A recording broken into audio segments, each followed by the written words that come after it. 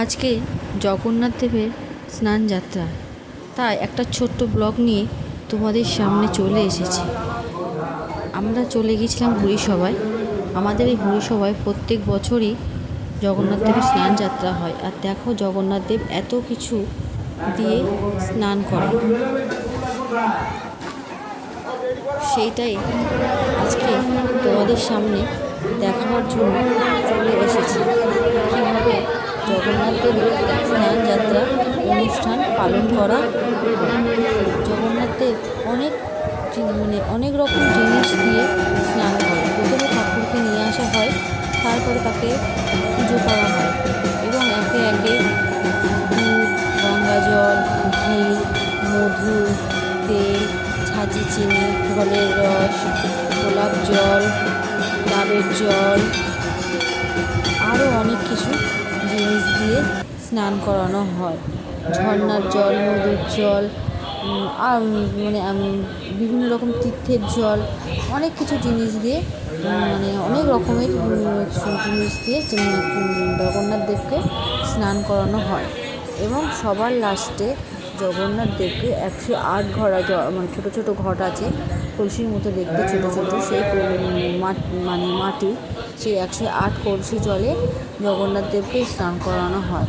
তারপরে সাধারণ যারা উপোস থাকে তারাও জগন্নাথ দেবকে স্নান করাতে পারে। জগন্নাথ দেবের স্নান হয়ে গেলে জগন্নাথ দেবের কিন্তু জ্বর আসে, আমরা সেটা সবাই জানি। এই সময় জগন্নাথ দেবকে আর মন্দিরে দেখা যায় না। শুনেছি তখন নাকি পটলের বালিশ আর কলমি শাকের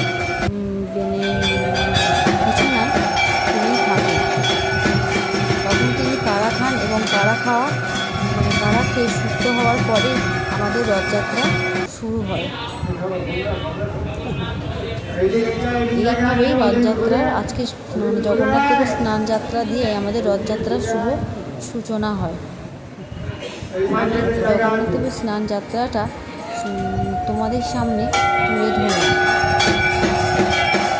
কীভাবে জগন্নাথ দেবকে স্নান করানো হয়।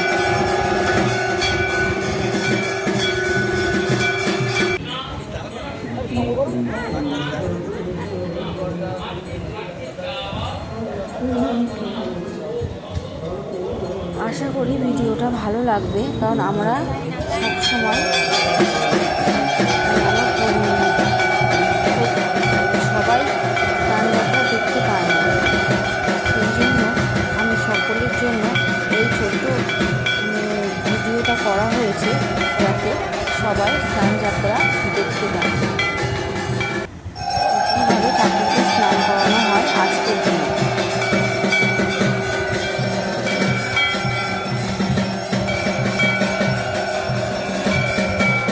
দেখো ঠাকুরকে একে একে সব কিছু দিয়ে স্নান করাচ্ছে।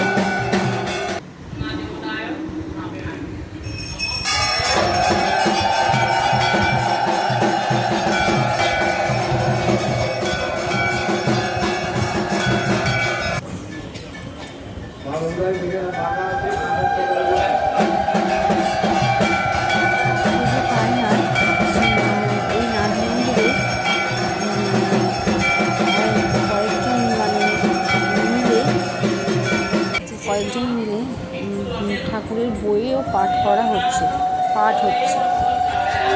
6-7 জন ছিল, তারা সবাই মিলে ঠাকুরের বই পাঠ করছে, ঠাকুরের কথা পাঠ করছে।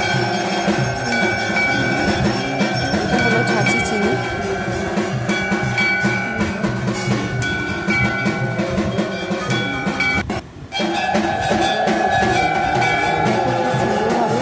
ঠাকুরকে স্নান করাচ্ছে।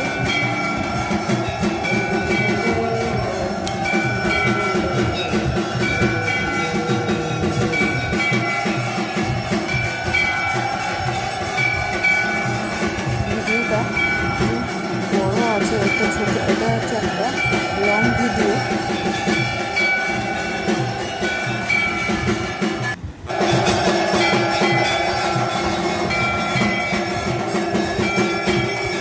জগন্নাথ দেবের স্নান যাত্রা নিয়ে একটা ছোটো ব্লগটা করলাম।